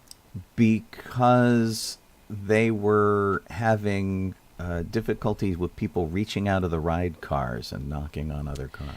It's because the ride had more vandalism than any ride had ever had before. People were throwing things and spitting and just being generally gross, yucky people. So Right. they had to develop a Yeah. special system called the Envelope of Protection. Well, and I have to tell you, too, from what I remember of the ride, and so one of the interesting things about this ride, and sorry if this blows a question you have later on, when it started, it required a ticket, and when it ended and had no sponsor, because Monsanto had stopped sponsoring it, it was free. And so you could go on it, and it required no ticket. So you would go on it again and again and again, because it was free, and it was fun. Yeah. And one of the things when they're showing you the water molecules, they look very much like Disney balloons, because it's like, one large one, 2 small ones, H2O, kind of blah, blah, blah, doing the thing. And you couldn't tell if somebody had lost their Mickey Mouse balloon in there, or it was intentionally part of the ride, or because you would look at something and go, looks like a Mickey Mouse balloon. And I always thought that was kind of funny as a kid. I'm like, did somebody lose a balloon in here, or is that on purpose? And my last question was blown by what Sean said. I'm So- sorry. Oh, man. Okay. What was your last question? It was a hands on the buzzer. Who was the sponsor? Who was the sponsor? Yeah. Yeah. Oh, yeah. That's all, yeah. The Adventures Monsanto. Through Inner Space. So at that auction that we were just at for the Van Eaton Galleries, they had a really terrific thing from... They had one of the original signs that you looked at when you were waiting in line. And if you go in Star Tours, the line in Star Tours is the exact same line you went through for Adventures Through Inner Space. They didn't change it at all. Yeah. The only thing they did is they took out all the little signs that you did, like a Burma shave thing as you walked through, and it would tell you about the science behind the ride and show you a little dune buggy, and we are shrinking you, kind of a deal. And it was kind of cool to see that stuff at auction that we hadn't seen since 1987 when they put Star Tours in. Yeah. We have to give Eric a prize for Jeez. For knowing answering that. so many questions. That's pretty cool. Yeah. I closed the chat over here because I didn't want anyone to get ahead of Yeah. us. So Okay. Where are we, Jeff? Okay. I am going to talk about something that is on our thing and is not on our thing. It's both. Um, Gal Gadot, recently had said, like on Twitter or wherever, that she is involved and they're making a Wonder Woman 3. However, that is not the case. There is no Wonder Woman 3 being made or anything else. I thought she said she would do a Wonder Woman 3. Yeah. So what she had said was, I can't talk because someone's barking. Quiet. You, hush up. Well, we can't hear the barking. Okay, you can't hear the barking, really? No. We can't. No, Jesus, we can't. I think what the hell? I This believe direction must be directional. I believe your microphone is so specifically directional that we can't hear it. That was weird. Okay. She says I was invited to a meeting with James Gunn and Peter Safran, and what they told me, and I'm quoting: "You're in the best hands. We're going to develop Wonder Woman 3 with you, and we love you as Wonder Woman. You've got nothing to worry about. So time will tell." And that's what she says. Okay. And they're like, nope, that's not what happened. Basically, so yeah, it is not happening. It's like, so for those of you who are wondering, no, That's pretty funny. We're not getting Wonder Woman 3 with Gal Gadot. Sean?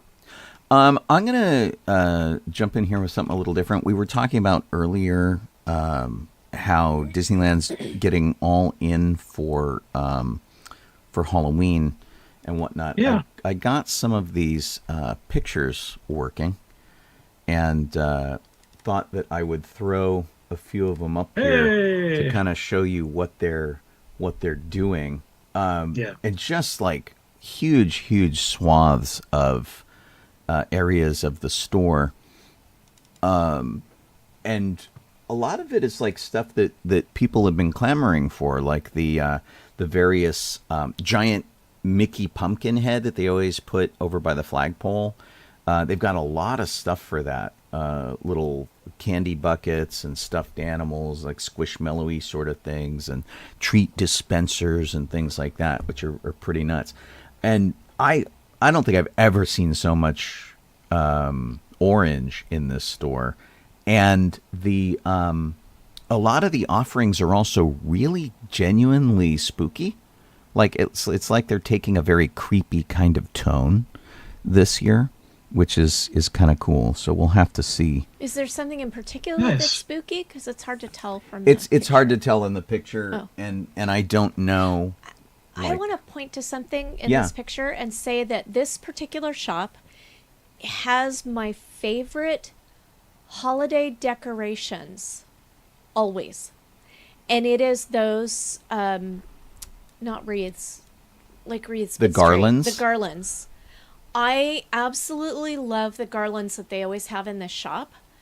They're so detailed and fun. The Christmas ones, the Halloween ones, they're always great.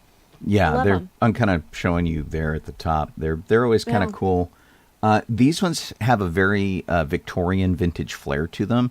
There was a whole section that had like they have a whole bunch of Victorian style paper goods that they're selling, which are really cool. And then like Halloween paper goods? Yeah, Halloween paper goods. Oh, I want to see that. And so like if you look over here, they have these sort of like bags and stuff, the backpacks. Oh, those are creepy. And they're really kind of spooky looking. Yeah. Which is kind of interesting. Let's see. I don't know. Let me see if I took a picture of the counter. There were salespeople standing there, so I didn't really take a picture of the counter that had all the paper goods on it, because I didn't want to bother the cast members. But yeah, they're doing like this sort of like big whole thing here. You can see kind of Mickey's got a little bit of a Victorian look to him.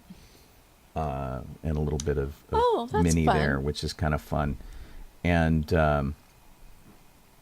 but they seem to be going all in. There are these mini ears with like creepy bat wings on Mickey and that kind of stuff. And it's a little bit of a darker take than they usually do, which I kind of like. I'm kind of there for it.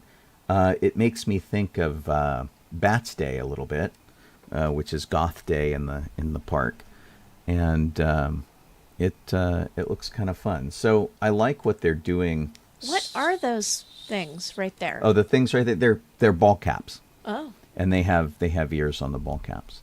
Oh. And then the usual kind of like lounge fly kind of backpacks and stuff.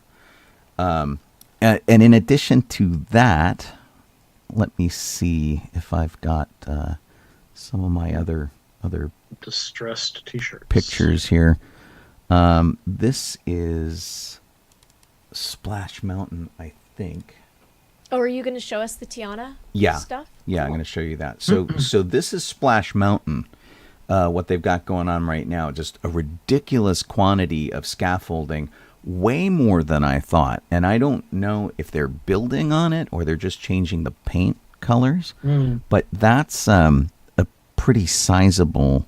I feel like that amount of scaffolding was there when I was last there. Maybe. Yeah. I feel like it was less, but that could be me. This is Tiana's Palace. They're taking the French market and they're adding all sorts of lighting to it, these smokestacks that they're doing to make it look more like a Oh, I like the lighting. Oh yeah. Yeah, way more like the place. Yeah, let me get you a little... They've taken, basically outlined the roof lines with just single bulbs. It's really pretty. And it's very pretty. It's really pretty. Yeah. And so that area on the second story that we can see, that is the lounge of Club 33. And they've had all the windows kind of blocked off for a while they've been doing construction. So they've taken all that down. And on the right-hand side where you see the swag lighting hanging off of the balcony there, apparently Tiana's going to come out and she's going to do like sort of meet and greet things from that location while she's checking out her, her restaurant and stuff like that. And then the treehouse is back to being completely sequestered behind tarps again. It's like they had taken all of this stuff down, and you could see like the back end of a boat, a bunch of other stuff, and then they've just completely socked it back in again. And how long has this been under construction now? It's been like a year. Jeez, yeah. Has it been that long? I think it has. Wow. It's really crazy. I'd have to look it up to find out, but it seems absolutely nuts. And then allow me to say, too, I feel like a complete dummy because I went back to Disneyland. They brought something back that I absolutely adore. I used to play it every time I went to Disneyland. They have the Indiana Jones pinball machine is back because of Indiana Jones. And so this used to be in this exact location in the Indiana Jones Adventure Outpost. Oh, yeah. They shut down the outpost. It's now a place to sit and eat from the Bengal barbecue. But this game was just so cool. And the plunger is a pistol. You pull the trigger to fire the pinball into the machine. And it's just super cool stuff. And every time I go, I forgot to bring my quarters, which really suck. And so I walk by, and I realize it when I walk by. I'm like, I should have brought. I'm gonna have to just like throw 4 quarters in my bag, and do it because it's a total bummer. Well, I just made a note on the calendar entry for your next visit for to bring quarters. Okay. Oh, and I watched this for a little while because I was trying to think of something. Let's see if I managed to catch it as a picture. I just thought it was a nice little thing that there's a special thanks to George Lucas in the pinball machine as it goes through its loop. and I think they thanked all the Lucasfilm people too, which was kind of nice. It's a special thanks to all the people at Lucasfilm Licensing Division. I thought it was really funny. Anyway, yeah, I'm excited that they've got all this Halloween stuff going on. I feel like it's a little early though, but what are you gonna do? Yeah. And I am so playing that Indiana Jones game. Next time I remember to bring $1 worth of quarters. Well, it says here that in Wikipedia that in November of 2019, a wooden plank of the bridge into Tarzan's treehouse snapped, prompting the attraction to close for a short period for repairs. On September 3rd, 2021, the attraction closed for refurbishment, and demolition of the bridge and entrance tree began in April of 2022. Okay, so more than a year. It's been more than a year. Yeah. Yeah. That's pretty brutal. That's okay though. I mean, it's not like anybody was dying to go into the Tarzan's treehouse, which is why they're switching it up again and they're going back to Swiss Family Treehouse. Although I have to say though, when you try to look this up, it's complicated because you get shuttled back and forth between various parks' versions of it. Right. That's always a problem. Yeah. I am gonna miss. I really liked the little vignette thing where they had a fiberglass version of Jane, who was sketching Tarzan in this one of these little scenes. I thought that was really cool. I don't know why it just spoke to me somehow. Yeah. So Barbie hit $1 million and set lots of records. You better believe it.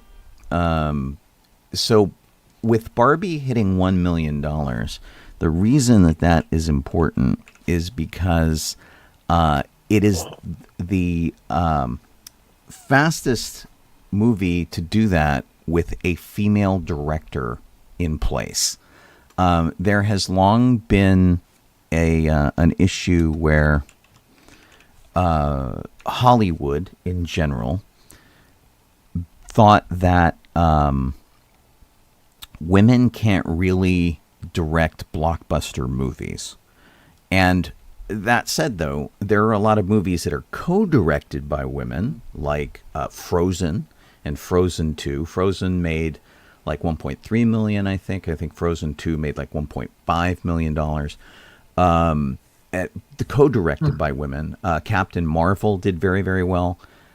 This is a solely female-directed film, and honestly, it's a really good thing for the industry to just see if they can shake that up, because we've seen a lot of women direct really terrific movies and then never get another chance. Like Amy Heckerling, who did Fast Times at Ridgemont High, I think. She did a couple other movies. She kind of faded away, and which was really kind of a bummer.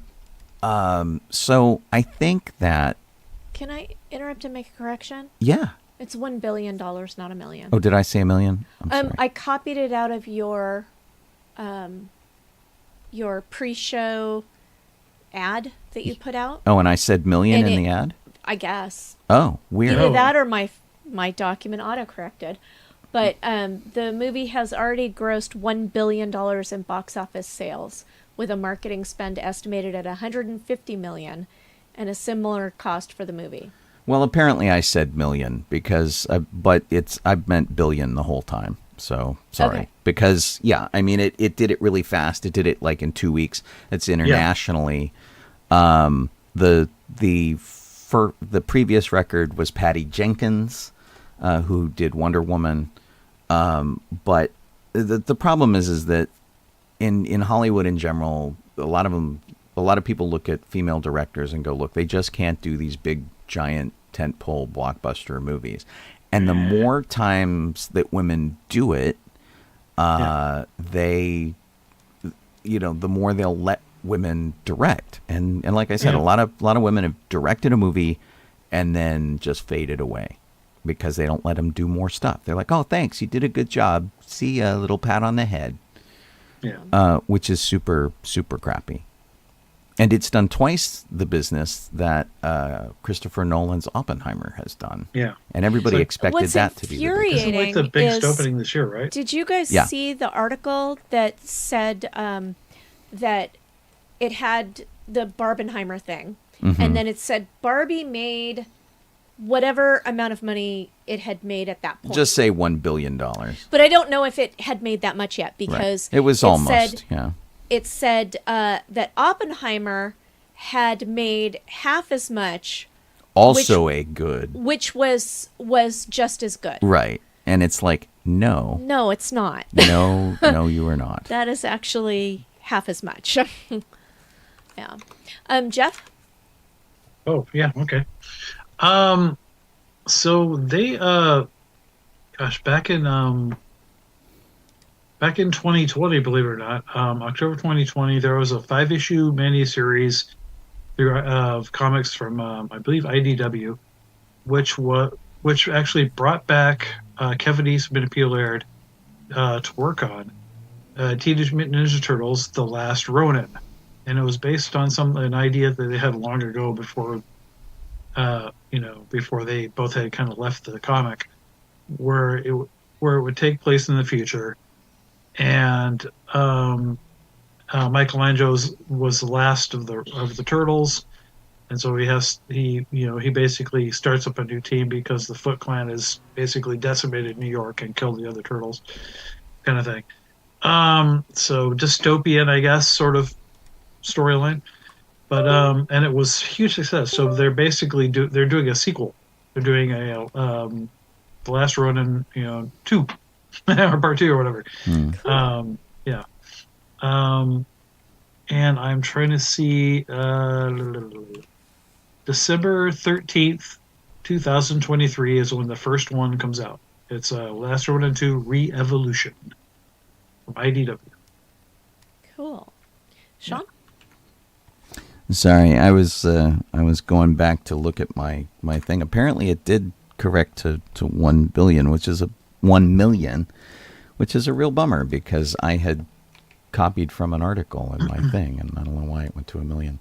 Boo. It's lame. It's really dumb because I've been talking about it on my morning show about how they hit $1 billion, and let's see.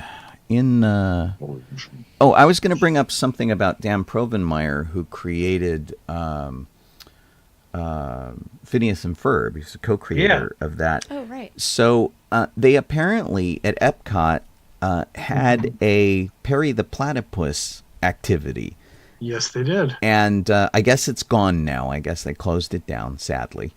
But it was like an app interactive thing, and you could use your Magic Band, and you could do all sorts of cool things with it. Yes. So they contacted him, and he is the voice of Doofenshmirtz. Yes. And they said, hey, we have a Doofenshmirtz statue. Would you like it?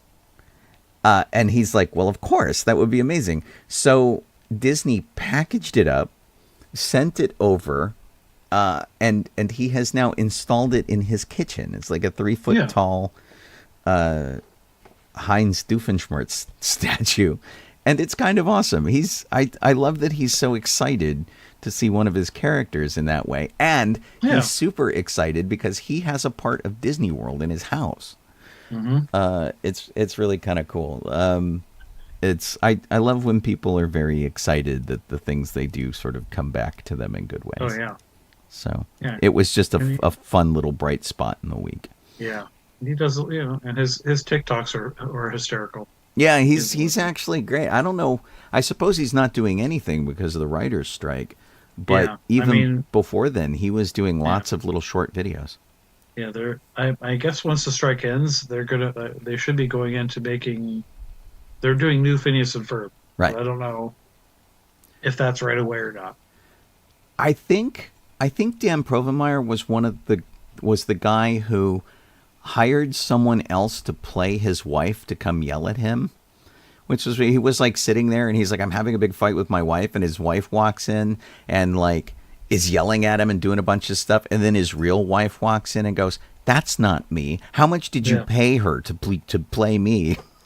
Exactly. That's funny. It was pretty cool. I wanted to bring up that Nathan Pyle's Strange Planet cartoon debuted. Did you already talk about this, Sean, or am I remembering the morning show? No, you're probably remembering the morning show. Okay. This morning. And I'm so bummed because he rarely posts on Facebook anymore. I think he's posting on Instagram, which I don't have. Oh. But today someone shared his Instagram post, I believe, to Facebook. Unfortunately, I can't remember who that was.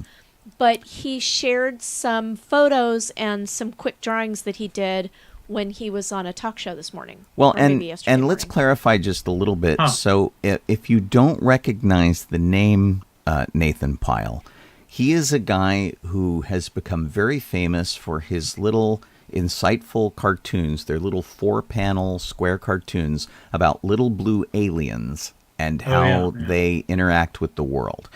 And this is being turned into a TV show now, which we don't get either because we don't get Apple Plus. Right. Which is a bummer.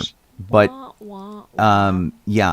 have to look and see if he's on Instagram, or I don't remember where I follow him from. I never get his updates on Facebook, or maybe he just doesn't make them. He doesn't, because so he has an update from May 10th, and then he has an update from July 11th, and one from June 23rd. Well, one of the disappointing things is that you can, if you post to Facebook, you can automatically post to Instagram at the same time. Oh. So he could do both at the same time. Yeah. The weird thing, I don't know how they're going to do this. None of these characters have names.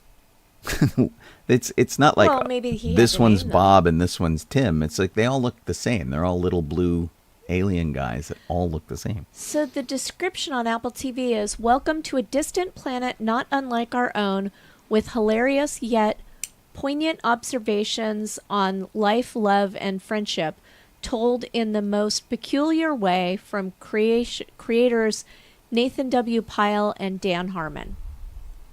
Right, and Dan Harmon did Rick and Morty and Community, TV show Community. And Danny Pudi, I don't know if I'm pronouncing that correctly. It might be Pudi.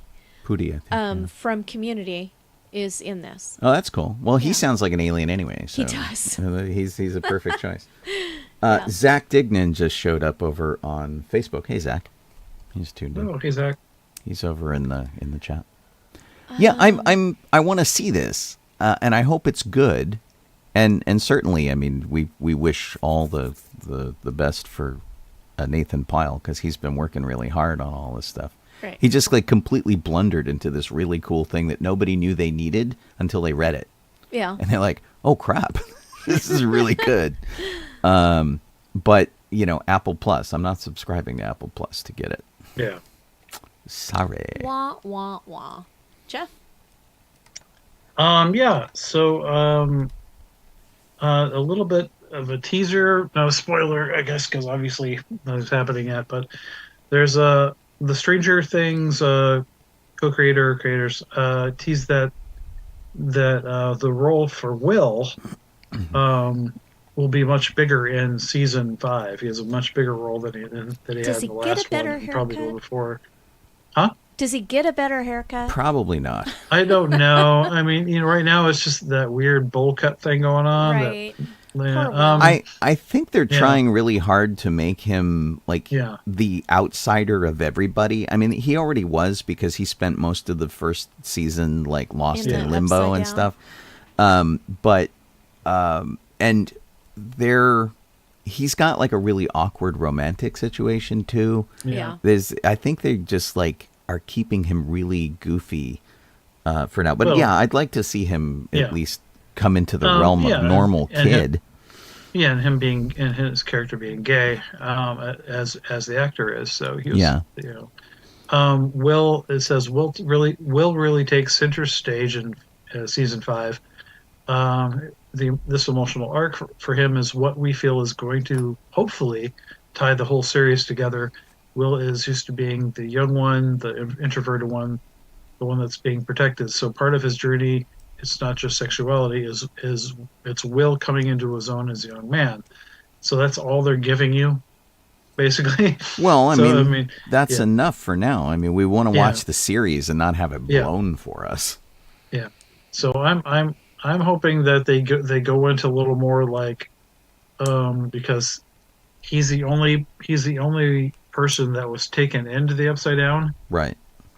Against his will, and got back out. And we've seen side effects, Well- too, that he's Yeah, been yeah. having. Didn't the rest of them go in the last season though into the Upside Down? Other people have been in and out of the Upside Down, but Yeah, he but was the one. He was there the longest. He was trapped there. Yeah, Yeah. he had issues, and he was there like too long, as opposed to the other people who like jumped in and jumped out. Yeah.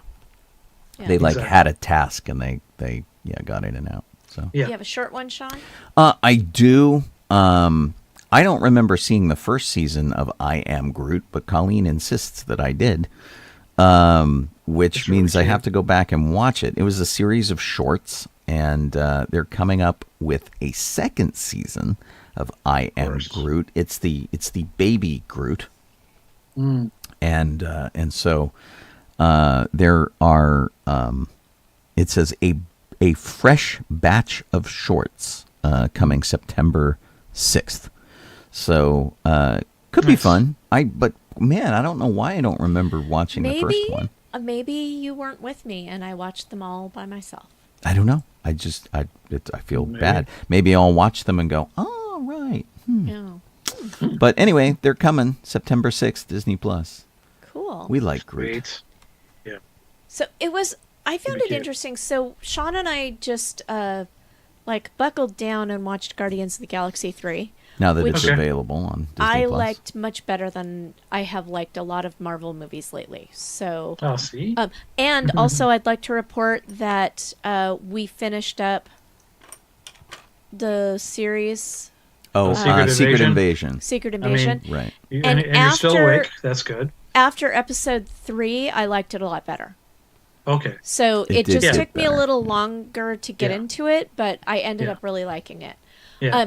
But- It does improve a bit, yeah, but not the best series. The thing that I found interesting about Groot in Guardians of the Galaxy 3 is that so he was Groot in the first one, and then he got struck down, and so then he was baby Groot, and then he was toddler Groot, and then he was sullen teenager Groot, and now Yes. he's like young Groot in his 20s who's really burly because he's been weightlifting Groot. Right. Ripped Groot. Ripped Groot, yeah. Yeah. So I found that interesting. Yeah, it's been really interesting. He also seems to recover a lot faster Yeah. than he has in previous things. Right. But yeah, I actually liked this movie quite a bit. It was a lot of fun, and it wasn't as bad as people had led me to believe.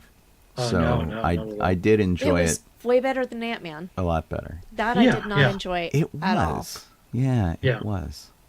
And and it's like it really is Rocket's movie, even though Rocket has played a big part in the first two. This one he's Yeah, but it wasn't much about more. him. Yeah, this this was one's kind of about him. about him. Yeah. Yeah, that's what I mean. And everybody kind of had some cool character growth, and they didn't do dumb stuff like make people end up with other people, and Yeah. there was a lot of ways they could have gone just to do something, just to have action or something, or like fan servicey stuff, and they didn't give in to that. No, not at all. And yeah, I like how they like set up where the Guardians are going and who's going to be involved and all of that kind of stuff. They did a really good job. Yeah. So Yeah. Yeah, if you haven't seen it yet, it's now on Disney Plus. You ought to check it out. Yeah. Yeah. Yeah. It's It is a fun movie. I like it. You want to wrap us out, Sean? yeah, I guess so. I don't know that we've got any real plans for this coming weekend. I'm still supposed to be staying You're still home. kind of sick. Are you doing an Yeah. event, Jeff? No event. No. Okay. No. Me either. I've got plenty of stuff to keep me busy around here, though. Costumes and things, and cleaning and organizing, and bleh. We have hatched plans. Guess what we're gonna do. I hope you guys have cool plans for the week, and you do good stuff. You can wrap out your week tomorrow with me at 9 a.m. Pacific time, 12 a.m. Eastern Time for Good Morning Tatooine. That's our music show here on sci-fi.radio, so tune in for that. Or you can hear the replay at 11 p.m. Pacific Time in case you miss it in the morning. But we'll close out the week and have some fun and good music and that kind of stuff.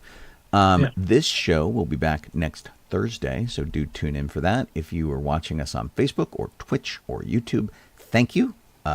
We appreciate you going the extra mile to see our smiling faces, and to you people who are checking us out on sci-fi.radio.